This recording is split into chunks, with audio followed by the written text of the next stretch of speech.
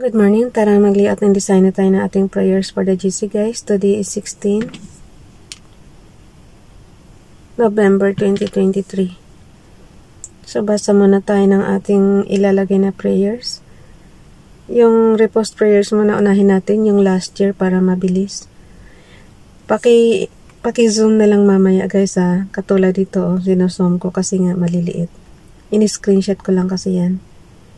Okay, now the Lord had said unto Abram, thy kindred, and from thy father's house, unto a land that I will shew thee, and I will make of thee a great nation, and I will bless thee, and make thy name great, and thou shalt be a blessing, and I will bless them that bless thee, and curse him that curseth thee, and in thee shall all families of the earth be blessed. Genesis chapter 12, verse 1 to 3. Sabi ko sa inyo, pinagpala talaga sila yan. Yung Israel guys. Tapos, kung sino man yung mag-curse sa kanila, ika-curse din yan ni Father God. Kung ano si Father God ang kalaban ng Israel, kung sino man yung mag-ano sa kanila. Okay, dito na tayo sa kay Esperanza Tintero Gutierrez. Kay Princess Dayan channel yan ha. Heavenly Father, thank you for this beautiful new day that you have made. Everything may not be perfect in our lives, but you are. So no matter what comes our way, we declare we are covered by your grace and blessed with your goodness. Thank you. In Jesus' name, good morning. Amen. Okay. Sabi ko nga sa inyo para pare-pareho tayong matuto, guys. Paano to basahin, Miss Lee?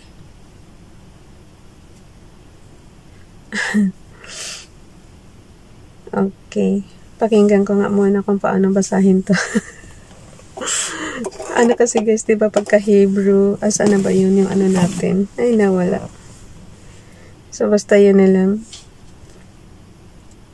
Mishle, Proverbs chapter 3 verse 1. Beni, my son. Oh, yung Beni guys is my son. Yung Mishle, Proverbs. Okay. Ulitin ko ha.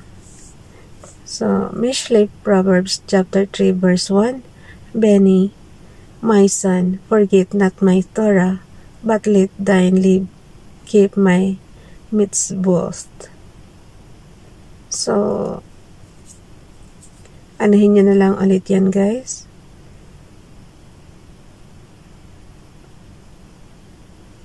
Pag hindi nyo maintindihan, i-ano nyo na lang. Wait. Okay.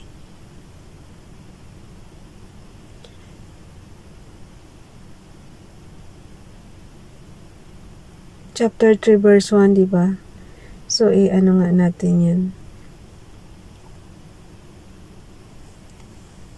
I-screenshot ko guys para as is siya. Kasi pag may graphics na, iba na kasi naano na siya sa ibang ano na.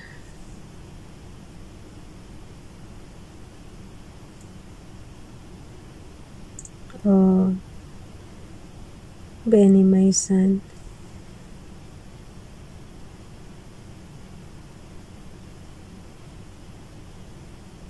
So, i-ano lang natin to. Lagyan ko na lang ng kulay guys para maano. Okay. Tapos screenshot ko na lang. Chapter 3 verse 1. Para as is siya pagka sulat. O kaya balik tayo dito. Tingnan ko kung alin mas maganda.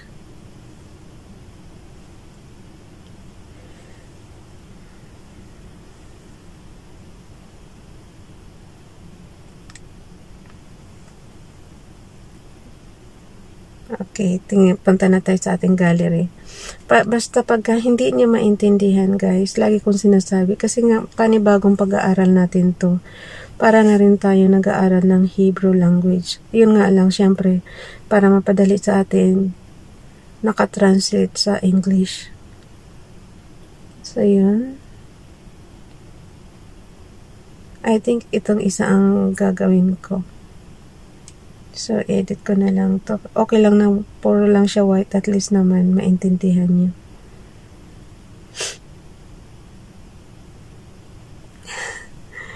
Nag-aaral ng ano eh.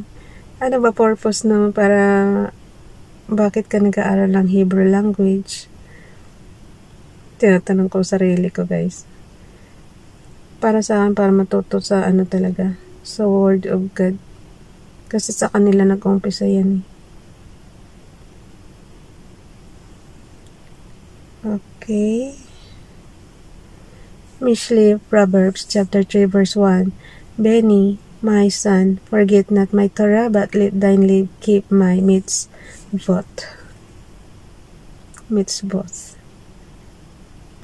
Basta makikita niyo naman yan guys mamaya sa ano, sa GC natin pagka pinasa ko na.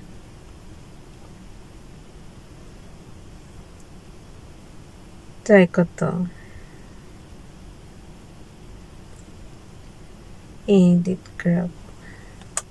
Pero hindi niya maintindihan na pagka maraming ano. So tama na yung simple lang. So punta na tayo sa ating docs apps. Oh wait, tingnan ko yung KGB kung mayroong magandang ano. Ganito tayo tuwing madaling araw guys.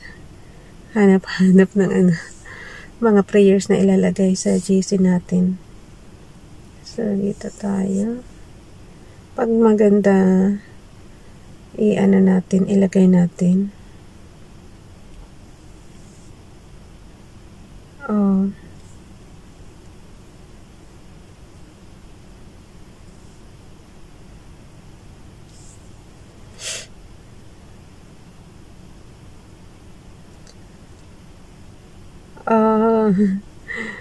Karamihan ng corrupt kasi ngayon eh. Hayaan mo na. Nakalagay kasi dito. Let no corrupt communication proceed out of your mouth, but that which is good to the use of edifying, that it may minister grace unto the hearers. Kuhanin ba natin to? Sige, kuhanin na natin. Para ano guys, para tumino na yung mga corrupt.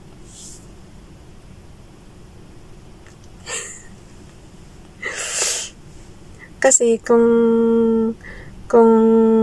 isa puso nyo talaga yung mga nakasulat dyan, maganda sana yung ating daigdig. Kaya lang syempre hindi mo naman maiwasan yung iba talaga. Kaya wala tayong magagawa.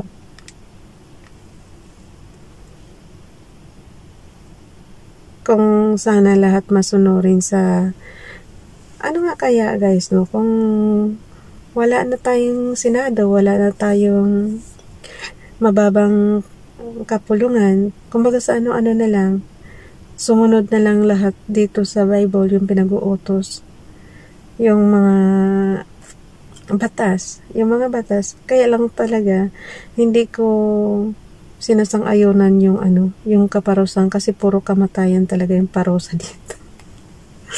Kunting kasalanan lang dito kamatayan, kaya medyo hindi rin natin may apply sa ating generation kasi sobrang higpit. Biro mo yung hindi lang sumunod sa Sabbath day, yung may nangahoy, di ba kamatayan ang parusa sa kanya kasi nakita siya ng mga tao na nangahoy sa oras ng pamamahinga. Sa generation natin ngayon guys, ang daming nag-work sa oras ng pamamahinga, ang daming so kung yun papatayin lahat yun, ang dami naman. Nung araw kasi nag-iisa lang yung nangangahoy na yun, kaya siyempre pinatay siya. Pero kung sobrang dami na sigurong gano'n na nagkakasala ng gano'n, parang ang sakit naman tanggapin yung kamatayan kaagad ang parusa. Pero alam mo, malaki ang tipid natin kung wala na tayong Senado, wala na tayong mababang kapulungan. Puro sa Bible na lang tayo susunod ng batas, yung lahat ng batas dito susundin. Malaking matitipid ng ating bansa. Okay. Kumbaga sana presidente na lang yung nandiyan dyan. Tapos wala na yung mga sa Senado. Wala na yung gumagawa ba ng batas ba? Kasi may batas na dito eh. Parang redundant na masyado. Kung maggagawa pa ng mga batas-batas. Yan nga lang, may mga ina-amend na siguro applicable to nung araw. Tapos sa panahon natin ngayon, sa generation natin ngayon, hindi na applicable. Parang ganun. So, kaya siguro tayo nagkaroon ng Senado tsaka mababang kapulungan. Pero kung iisipin mo, masyadong redundant na. Well, sayang yung tax natin. Sayang yung buwis na ginagastos ba.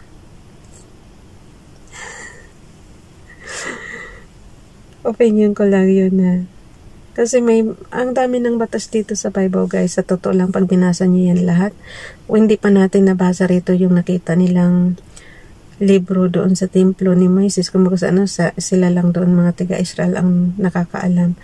Pero yung mga nakasulat pati dito sa Bible, na ganitong ayaw ni Yahweh sa mga Diyos-Diyosan.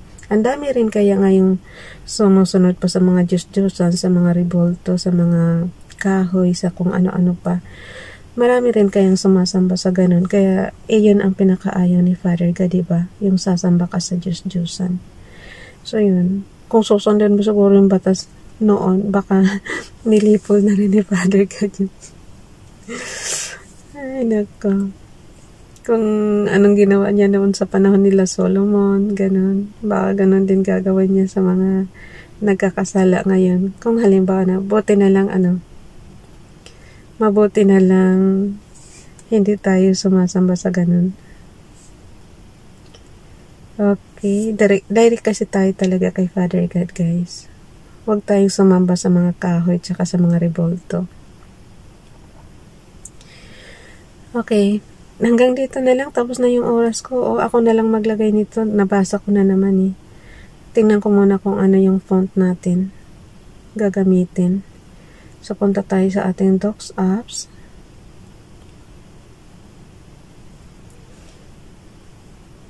Okay. Titingnan ko lang guys kung ano yung font natin today. Scroll down. Yung mga gustong matuto ng pagli-layouting, nyo na lang yan. Explore nyo na lang yung Docs apps nyo. Or, tingnan nyo yung mga luma kong video. Ganun lang siya. So, yan. Ang ating font today is Oswald. Yun. Size 12. Text color ay hanggang dito na lang. Bye everyone. God bless.